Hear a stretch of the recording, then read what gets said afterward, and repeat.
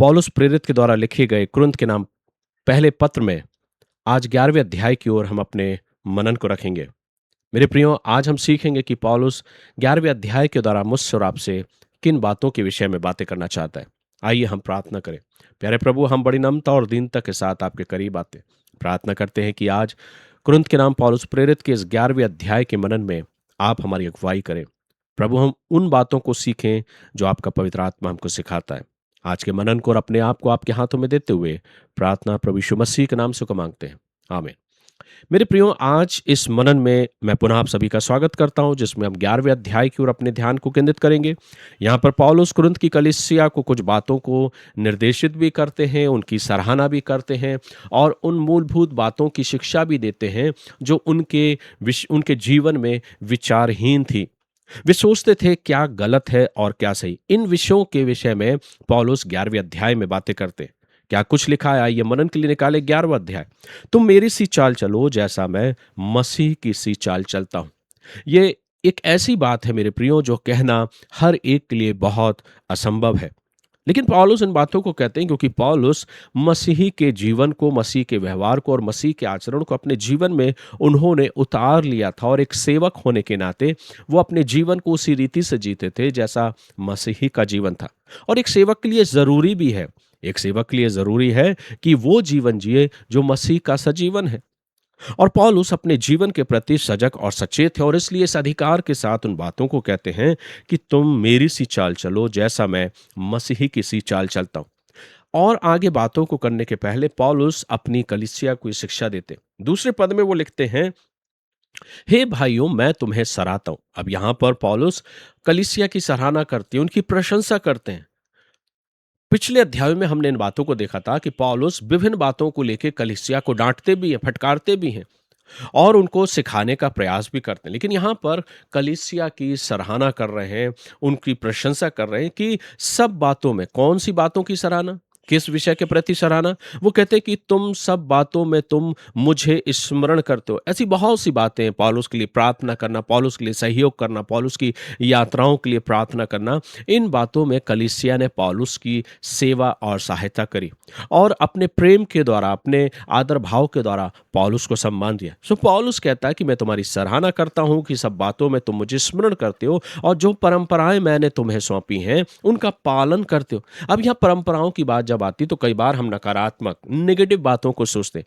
जैसे कि नए नियम में कई बार ऐसी परंपराओं के विषय में फरीसियों सदूकियों ने यीशु मसीह से चर्चा करी और उन्होंने कहा कि तेरे शिष्य तो बिना हाथ धोए रोटी को खाते हैं।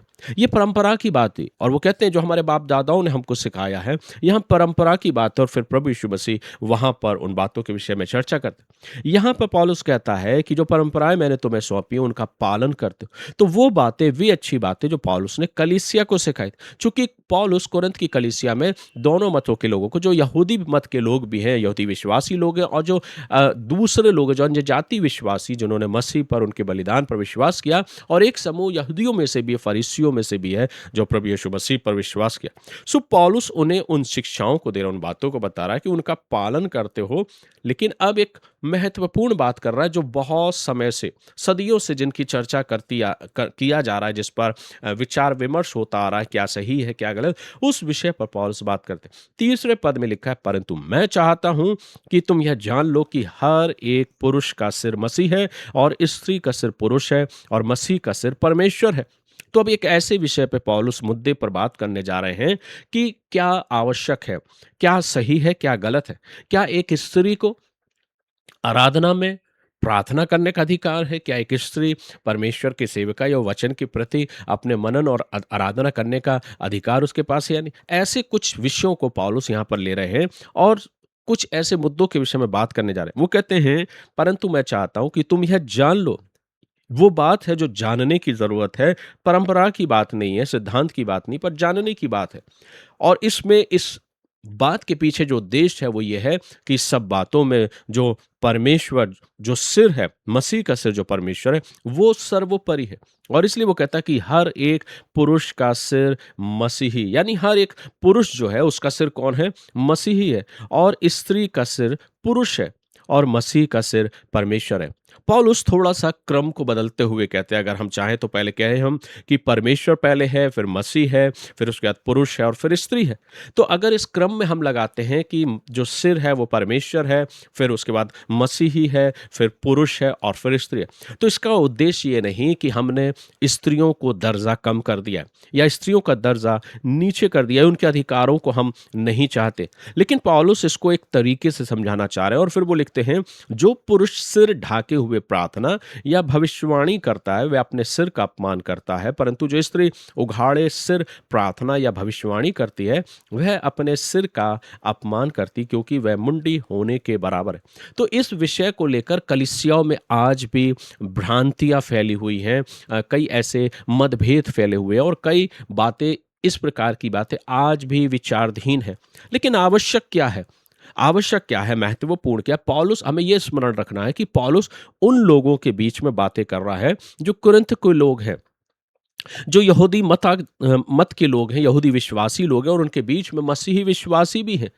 अब यदि कोई यहूदी विश्वासी आकर प्रार्थना करता है तो उनके लिए यह आवश्यक था कि वो अपने सिर को ढककर परमेश्वर के उस पवित्र वचन को, उस व्यवस्था को वो मनन करते थे, पढ़ते थे, प्रार्थना करते थे, उनका सिर ढकना आवश्यक था। और जो मसीही विश्वासी थे उनके लिए ये विचार था कि क्या किया जाए। ऐसा लगता है, नजर आता है कि अगर कोई पुरुष आराधनालय में जो अविश्वासी हो, अब जो अविश्वासियों में से विश्वासी बना है, जातियों में से आया है या विश्वास किया है, उनके लिए क्या आवश्यक। इस विषय पर बहुत से विचार थे और ये शायद उस कलीसिया की एक सबसे बड़ी गंभीर समस्या थी जिसका निराकरण पौलुस ने किया। क्या कुछ कहता, बहुत खूबसूरत तरीके से पौलुस इसका इसका पूरा वृत्तांत एक निर्णय देता है और एक बात आगे सिखाता परमेश्वर के आत्मा में होके। वो कहता, परंतु जो स्त्री उघाड़े सिर प्रार्थना या भविष्यवाणी करती है। सबसे महत्वपूर्ण बात यह है कि सदियों से ये कहा जाता है कि स्त्रियों को सेवा करने का या परमेश्वर की अगुवाई करने का अधिकार नहीं। कई बार ऐसी बातें हमको सुनने में आती है, लेकिन वचन तो कुछ यूं कह रहा है। पौलुस कह रहा है कि जो स्त्री उघाड़े सिर प्रार्थना या भविष्यवाणी करती है, यानी कि कलीसियाओं में स्त्रियों को अधिकार है, परमेश्वर ने उनको जिम्मेदारी दी है कि वे प्रार्थनाएं भी कर सकती है, भविष्यवाणी भी कर सकती हैं।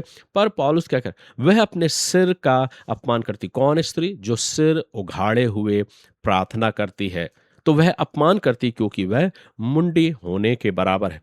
कई बार इस विषय में कई शिक्षाओं को दिया जाता है, कई विचारों को प्रदान किया जाता है, कई मतभेद हैं, लेकिन परमेश्वर का वचन क्या सिखा। पौलुस दोनों बातों को यहाँ सिखाना चाह रहा है। क्या महत्वपूर्ण है, इसलिए उसने पहले परमेश्वर को स्थान दिया कि मसीह का सिर परमेश्वर है, तो उसने परमेश्वर रखा, फिर मसीही को रखा है, फिर पुरुष को रखा, फिर स्त्री को। उसके कहने का उद्देश्य ये कि हमारे लिए जो हमारा सर्वोच्च अधिकार जो है वो हमारा परमेश्वर है, उसको सम्मान देना हमारे लिए सबसे महत्वपूर्ण है। हमारे लिए सिर नहीं, हमारे लिए महत्वपूर्ण है परमेश्वर, कि क्या हम उस परमेश्वर को सम्मान दे रहे हैं या नहीं दे रहे हैं। कई बार होता है कि हम सिर तो ढक लेते हैं लेकिन हमारा सम्मान परमेश्वर के प्रति नहीं होता। इसलिए आवश्यक ये है कि हमें अपने परमेश्वर का सम्मान करना। लेकिन पौलुस उन जिम्मेदारी को, नैतिक बातों को भी दर्शा रहा है कि हमारे जीवन में नैतिक बातें भी होना जरूरी है। इसलिए वो कहता है, जो स्त्री उघाड़े सिर प्रार्थना भविष्यवाणी करती है वह अपने सिर का अपमान करती है क्योंकि वह मुंडी होने के बराबर है। यदि स्त्री ओढ़नी ना ओढ़े तो बाल भी कटा ले। यदि स्त्री के लिए बाल कटाना या मुंडन कराना लज्जा की बात है तो ओढ़नी ओढ़े। तो मेरे प्रिय, पौलुस यहाँ दोनों बातों को करे। अगर वो स्त्री जो प्रार्थना कर रही है, भविष्यवाणी कर रही है, उनके प्रति एक नैतिक बात, एक नैतिक शिक्षा वो दे रहा है कि अगर हम प्रार्थना कर रहे हैं तो हमारे लिए आवश्यक है कि स्त्री अपने सिर को ढके। पुरुष जो है उनके लिए आवश्यक नहीं है, क्योंकि परमेश्वर जो है वो मसीह का सिर है और पुरुष का सिर मसीही है और स्त्री का सिर पुरुष है। तो वो एक क्रम में रख रहा है हमको, लेकिन वो बात है वो ये है कि हमारे लिए सबसे महत्वपूर्ण है कि हमारे लिए जो हमारा आदर है वो हमारा परमेश्वर है, हमें उसे परमेश्वर देना है। लेकिन उस आदर के प्रति वो ये भी कहता है कि हमारे लिए इस समाज में रहते हुए हमारी नैतिक बात क्या है। जब हम अगर कोई स्त्री सिर ढक कर अपने लोगों का सम्मान करती है, आदर करती है, एक एक अच्छी बात, एक देखने में अच्छी बात लगती है, एक आदर की बात लगती है, एक आदर की भावना नजर आती है। ठीक वैसे ही परमेश्वर के प्रति 7वें पद में लिखते हैं, हाँ, पुरुष को अपना सिर ढकना उचित नहीं, क्योंकि वह परमेश्वर का स्वरूप और महिमा है, परंतु स्त्री पुरुष की महिमा है। अब जब सिर ढकने की बात आ रही है, सिर ढकने के विषय में आ रही है, तो पौलुस बहुत ही तार्किक वे में होके इन बातों को करता है। हम अक्सर इन्हीं बातों के विषय में विचारधीन रहते हैं कि क्या आराधना में सिर ढकना उचित है या अनुचित है। मान लीजिए, कल्पना कीजिए कि आपने आराधना में सिर को ढक तो लिया है, लेकिन आपका मन, आपका सिर परमेश्वर के सामने नहीं झुका। इसलिए पौलुस प्रारंभ में इन बातों को कहते हैं कि सर्वोच्च कौन है? परमेश्वर, जो मसीह का सिर है। सर्वोच्च वो है, आदर के योग्य वो है। इसलिए हमारे सिर का ढकने से पहले ज़रूरी है, क्या हमारा सर परमेश्वर के सामने आदर प्रति झुक रहा है या नहीं? और इसलिए उस सिर के साथ वो स्त्री को भी जोड़ता है। वो स्त्री को कम आकलन नहीं कर रहा। वो स्त्री को भी सम्मान देता है और वो कहता है, हाँ, पुरुष का अपना सिर ढकना उचित नहीं, क्योंकि वह परमेश्वर का स्वरूप है और महिमा है। अच्छी बात है, परंतु स्त्री पुरुष की महिमा है।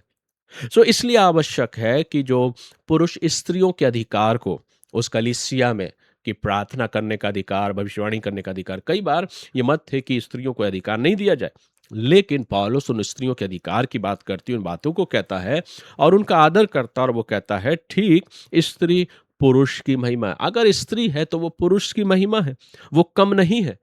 परमेश्वर ने उसे उतना ही अधिकार दिया है, उतना ही सम्मान दिया है, जितना पुरुष को दिया है, क्योंकि पुरुष स्त्री से नहीं हुआ। अब पौलुस और शिक्षाओं को आगे दे रहा है, वो कह रहा है, सिखाने का प्रयास कर रहा है। वो कहता है, क्योंकि पुरुष स्त्री से नहीं हुआ, परंतु स्त्री पुरुष से हुई। वो पुराने नियम की उन बातों को लेते हैं कि कैसे परमेश्वर ने आदम की रचना करी और आदम की पसली से उसने स्त्री को बनाया। तो वो कहता है, क्योंकि पुरुष स्त्री से नहीं हुआ, परंतु स्त्री पुरुष से हुई है, और पुरुष स्त्री के लिए नहीं सृजा गया, परंतु स्त्री पुरुष के लिए सृजी गई है। इसीलिए स्वर्गदूतों के कारण स्त्री को उचित है कि अधिकार अपने सिर पर रखे, तो भी प्रभु में ना तो स्त्री बिना पुरुष और ना पुरुष बिना स्त्री के। अब इस बात को जो ऊपर सिखा रहा है पौलुस सिर ढकने के विषय में, यहाँ पर उसको और संक्षिप्त रीति से बोलता है। क्या कहता है? तो भी प्रभु में, किसमें?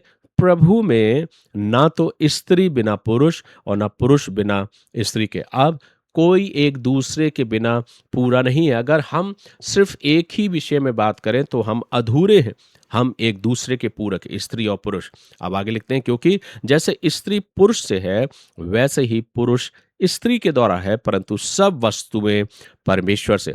तो ऐसा नजर आ रहा है कि उस कुरिन्थ की कलीसिया में स्त्रियों के अधिकार को लेके, स्त्रियों के सम्मान को लेके बहुत सी भ्रांतियां थी। शायद कलीसिया में स्त्रियों को वो दर्जा नहीं दिया जा रहा था, वो सम्मान नहीं दिया जा रहा था, और इसलिए पौलुस एक विस्तृत रीति से उन बातों को समझाते हैं कि सर्वोच्च कौन है? सर्वोच्च है परमेश्वर, फिर मसीह, फिर पुरुष, फिर स्त्री। इसका उद्देश्य ये नहीं कि स्त्री की तुलना बिल्कुल नीचे कर दी गई है, लेकिन उन्हें समान दर्जा दिया जा रहा है। पौलुस उन्हें समानता का दर्जा देता है, और वो कहता है, इस कलीसिया में स्त्री का उतना ही सम्मान है जितना पुरुष का, और पुरुष का भी उतना सम्मान है जितना कि स्त्री का। दोनों समान सम्मान के अधिकार को रखते हैं, लेकिन सबसे बढ़ के जो सम्मानित है, जो सम्मान के योग्य है, वो है हमारा और आपका परमेश्वर।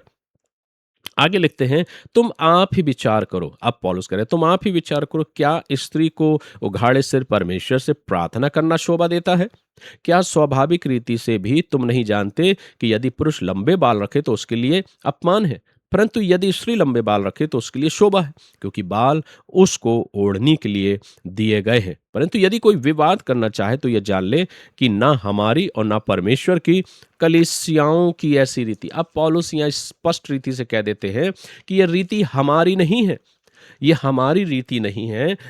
लेकिन ये जो विवाद होता आ रहा है, ये विवाद इसलिए क्योंकि कलीसियाओं की रीति है। तो इस बात से ये समझ में आता है कि सिर ओढ़ने के विषय में, कि पुरुष को सिर ओढ़ना है या नहीं ओढ़ना, लंबे बाल रखना है या नहीं रखना है, या स्त्री को सिर ढकना है या नहीं ढकना है, ये लगता है कि कलीसिया में इस प्रकार की परंपरा थी या रीति थी या उनके नियम थे। अलग अलग कलीसियाओं के अपने अपने नियम और कानून होते। लेकिन पौलुस यहाँ स्पष्ट कर देता है, यदि कोई विवाद करना चाहे, ये विवादित बात थी, विवादित मुद्दा था, तो वो कहता है, तो यह जान ले कि यह ना हमारी ओर से और ना परमेश्वर की कलीसियाओं की ऐसी रीति है। तो पौलुस इन बातों को बयां कर रहा है, ये कलीसियाओं की रीति नहीं, पर जो मुख्य कुछ लोग हैं, उन्होंने कुछ इन रीतियों को निर्धारित किया। तो पौलुस इन बातों को दर्शा रहे हैं, पौलुस इन बातों को बयां कर रहे हैं कि क्या उचित है, क्या अनुचित है, उससे बढ़कर ये ज़रूरी है कि दोनों समान हैं, स्त्री और पुरुष। और सिर ढकना से महत्वपूर्ण बात ये कि क्या हम अपने सिर के द्वारा, जो हमारा सिर मसीही है, परमेश्वर है, उसका हम सम्मान कर रहे हैं या नहीं कर रहे हैं, उस विषय में पौलुस कहते हैं। अब एक दूसरे विषय में बात करते हैं पौलुस, जो है प्रभु भोज के विषय में। पौलुस लिखते हैं, परंतु यह आज्ञा देते हुए मैं तुम्हें नहीं सराहता। अब पौलुस यहाँ पहले अध्याय के, उस 11वें अध्याय के पहले भाग में पौलुस कलीसिया की सराहना कर रहा है कि तुमने मुझे स्मरण किया है, तुमने मुझे हर बातों में याद किया। लेकिन अब एक विषय है प्रभु भोज, प्रभु की मेज, उसके प्रति पौलुस कह रहे हैं कि मैं तुम्हारी सराहना नहीं करता। क्यों? शायद कुछ गड़बड़ियां वहां पर है। लिखते हैं, परंतु यह आज्ञा देते हुए मैं तुम्हें नहीं सराहता, इसलिए कि तुम्हारे इकट्ठे होने से भलाई नहीं परंतु हानि होती है। किन बातों में, किस विषय में? लिखते हैं, क्योंकि पहले तो मैं यह सुनता हूं कि जब तुम कलीसिया में इकट्ठे होते हो तो तुम में फूट होती है। तो पौलुस नहीं सराह रहा है इसलिए क्योंकि कलीसिया में फूट है, कलीसिया में झगड़े हैं। लेकिन आगे वो कहते हैं, इसलिए मैं तुम्हारी सराहना नहीं करता, ये गड़बड़ी है तुम्हारे कलीसिया में कि तुम में आपस में फूट है। और आगे लिखते हैं, और मैं इस पर कुछ कुछ विश्वास भी करता हूं क्योंकि दलबंदी भी तुम में अवश्य होगी। वो कह रहा अगर फूट है तो ये फूट का कारण दलबंदी है, ग्रुपिज्म। कई बार ग्रुप हम बना लेते हैं। पौलुस उनकी सराहना नहीं कर रहा पर उनकी भत्सना कर रहा है। और वो कहता है, इसलिए कि जो लोग तुम में खरे हैं वे प्रकट हो जाएं। अतः तुम जो एक जगह में इकट्ठे होते हो तो यह प्रभु भोज खाने के लिए नहीं, क्योंकि खाने के समय एक दूसरे से पहले अपना भोज खा लेता है। इस प्रकार कोई तो भूखा रहता और कोई मतवाला हो जाता है। सो पौलुस यहाँ प्रभु भोज की उस गंभीरता को व्यक्त करते हुए उन बातों को बता रहे हैं। और वो कह रहे हैं, चूंकि तुम्हारे अंदर मतभेद है, तुम्हारे अंदर ग्रुपिज्म है, दलबंदी है, इस कारण तुम आपस में एक मन एक चित्त होकर प्रभु की मेज में शामिल नहीं हो रहे, इसलिए मैं तुम्हारी सराहना नहीं करता। अब उस मेज के विषय में पौलुस आगे कहते हैं, लिखते हैं, क्या खाने पीने के लिए तुम्हारे घर नहीं, या परमेश्वर की कलीसिया को तुच्छ जानते हो और जिनके पास नहीं उन्हें लज्जित करते हो? मैं तुमसे क्या कहूं, क्या इस बात में तुम्हारी प्रशंसा करूं? नहीं, मैं प्रशंसा नहीं करता। सो पौलुस उस दलबंदी को लेके, उनके झगड़ों को लेके, उनके विवाद को लेके, इन बातों के विषय में उनकी सराहना नहीं करता कि तुम्हारे अंदर फूट है और तुम एक मन होकर प्रभु की मेज में शामिल नहीं हो रहे। ऐसा नजर आ रहा है कि दलबंदी के कारण, फूट होने के कारण, एक दूसरे का सम्मान न करने के कारण जब कलीसिया प्रभु की मेज में शामिल होती थी तो वो पहले उस रोटी और दाखरस को लेके उठ जाती थी। प्रभु के प्रति सम्मान भी नहीं और कलीसिया के प्रति भी। क्यों? क्योंकि उनके अंदर दलबंदी है और फूट है। लेकिन पौलुस ये दर्शाना चाह रहे हैं, जब तुम प्रभु की मेज में शामिल हो रहे हो तो उस पूरे सम्मान के साथ और आदर के साथ। क्या कुछ पौलुस आगे लिखते हैं, वो कहते हैं, मैं तुमसे क्या कहूं, क्या इस बात में तुम्हारी प्रशंसा करूं? नहीं, मैं प्रशंसा नहीं करता। पौलुस कहते हैं, यह प्रशंसा की योग्य बात नहीं है। क्योंकि आगे लिखते हैं, क्योंकि यह बात मुझे प्रभु से पहुंची और मैंने तुम्हें भी पहुंचा दी कि प्रभु यीशु ने जिस रात वह पकड़वाया गया रोटी ली। फिर आगे लिखते हैं, और धन्यवाद करके उसे तोड़ी और कहा, यह मेरी देह है जो तुम्हारे लिए है, मेरे स्मरण के लिए यही किया करो। इसी रीति से उसने ब्यारी के पीछे कटोरा भी लिया और कहा, यह कटोरा मेरे लहू में नई वाचा है, जब कभी पियो तो मेरे स्मरण में यही किया करो। क्योंकि जब कभी तुम इस रोटी को खाते और इस कटोरे में से पीते हो तो प्रभु की मृत्यु को जब तक वे ना आए प्रचार करते हो। सो पौलुस कह रहे हैं कि उस बातों को बयां कर रहे हैं पौलुस, जो प्रभु ने स्वयं अपने शिष्यों को सिखाई, उस मेज के प्रति, उस रोटी और दाखरस के प्रति। सो पौलुस कह रहे हैं, जब कभी तुम कलीसिया में प्रभु की मेज में सम्मिलित होते हो तो स्मरण करो प्रभु ने क्या कुछ कहा था, प्रभु ने किस बातों के विषय में हमें सिखाया। लड़ने के लिए, दलबंदी के लिए नहीं, एक दूसरे का आदर और सम्मान तुम नहीं करते हो, ऐसा नहीं, निरादर मत करो। क्योंकि जब तुम आपस में एक दूसरे का निरादर कर रहे हो और प्रभु की मेज में शामिल रहो बिना एक मन के साथ, तो यह अनुचित है, उचित नहीं है, यह प्रशंसा की योग्य बात नहीं है। 27वें पद में कहते हैं, इसलिए जो कोई अनुचित रीति से प्रभु की रोटी खाए या उस कटोरे में से पिए, वह प्रभु की देह और लहू का अपराधी ठहरेगा। सो पौलुस यहाँ बहुत कठोर बात को, बहुत कठिन बात को कहते हैं कि स्मरण रखो कि जब तुम प्रभु की देह में सम्मिलित हो रहे हो तो यह सामान्य बात नहीं है, ये उस अधिकार की बात है, उस सम्मान की बात है, क्योंकि प्रभु ने अपनी देह को मेरे और आपके लिए दिया है और इसलिए दिया है कि जब तक वह नहीं आता हम उसकी मृत्यु का प्रचार करते रहें। और इसलिए पौलुस कहते जो कोई अनुचित रीति से इस कटोरे में से पीता है और उस रोटी में से खाता है, वह अपनी देह और लहू का अपराधी ठहरेगा। इसलिए मनुष्य अपने आप को जांच ले और इसी रीति से इस रोटी में से खाए और इस कटोरे में से पिए, क्योंकि जो खाते पीते प्रभु की देह को ना पहचाने, वह इस खाने पीने से अपने ऊपर दंड लाता है। सो पौलुस प्रभु की उस मेज की गंभीरता को बात कर रहा है और वो कह रहा है कि इससे पहले कि तुम प्रभु की मेज में शामिल हो, अपने अंदर से दलबंदी, गुटबाजी और फूट जो तुम्हारे आपसी है उसको दूर करो। एक दूसरे का सम्मान, एक दूसरे से प्रेम करते हुए प्रभु की मेज में शामिल हो, क्योंकि अगर तुम शामिल होते हो तो इसके लिए ज़रूरी है कि तुम्हारा मन एक दूसरे के प्रति प्रेम भाव से भरा हो। अगर तुम अनुचित रीति से लेते हो तो तुम अपने ऊपर दंड लाते हो। फिर आगे और डिटेल में लिखते हुए कहते हैं, इसी कारण तुम में बहुत से निर्बल और रोगी। क्या रीज़न है इसका? क्योंकि हमने प्रभु की मेज को अभी तक नहीं पहचाना। हम उसको एक सामान्य रीति से लेते हैं, हम एक ट्रेडिशनल टाइप से उसको लेते हैं। लेकिन प्रभु ने स्पष्ट यहाँ कहा है, पौलुस स्पष्ट कहते हैं कि जब कभी भी प्रभु की मेज में शामिल हो तो अपने जीवन को जांच लो और परख लो। अगर नहीं करते तो तुम अपने ऊपर दंड लाते हो और इसका परिणाम ये है कि तुम में से बहुत से निर्बल और रोगी हैं और बहुत से सो भी गए। यदि हम अपने आप को जांचते तो दंड ना पाते। पौलुस कह रहे, अगर जांचते तो दंड ना पाते, इसलिए जांच लो, जान लो अपने जीवन को और जो बातें पौलुस ने सिखाई उन बातों के विषय में, कि तुम्हारे अंदर दलबंदी ना हो, तुम्हारे अंदर फूट ना हो, एक दूसरे का सम्मान करो, एक दूसरे के लिए ठहरे रहो। आगे लिखते हैं, परंतु प्रभु हमें दंड देकर हमारी ताड़ना करता है, इसलिए कि हम संसार के साथ दोषी ना ठहरे। पौलुस यहाँ सिखा रहे हैं उस आने वाले न्याय के प्रति। परमेश्वर नहीं चाहता कि हम संसार के साथ, उन लोगों के साथ जिन्होंने अविश्वास किया, विश्वास नहीं किया, हम दोषी न ठहराए जाएं। इसलिए हे मेरे भाइयों, जब तुम खाने के लिए इकट्ठे होते हो तो एक दूसरे के लिए ठहरा करो। सो पौलुस इन बातों को कह रहे हैं कि जब तुम प्रभु की मेज में शामिल होते हो तो उस रीति के अनुसार, जैसा प्रभु की रीति है, एक दूसरे के लिए ठहरा करो जब इकट्ठे होते हो। और यदि कोई भूखा हो तो अपने घर में खा ले, जिससे तुम्हारा इकट्ठा होना दंड का कारण ना हो। शेष बातों को मैं आकर ठीक करूंगा। अब और भी कुछ शेष बातें जिसके विषय में पौलुस कहता है, जब मैं आऊंगा तुम्हारी कलीसिया में तो ठीक करूंगा, लेकिन अभी जरूरी यह है कि तुम अपने आप को जांच लो। तो पौलुस 11वें अध्याय में कुरिन्थ की कलीसिया को उन विषयों पर बात कर रहा है जो मसीह के सम्मान के प्रति, परमेश्वर के सम्मान के प्रति, उन बातों के प्रति जो सिर ढकना और नहीं ढकना, स्त्री और पुरुषों के बीच, चूंकि परंपराएं अलग अलग थी, यहूदियों का मत अलग था, उनके उनके शिक्षाएं नैतिक अलग थे और प्रार्थनाओं के विषय में अलग विचारधारा थी।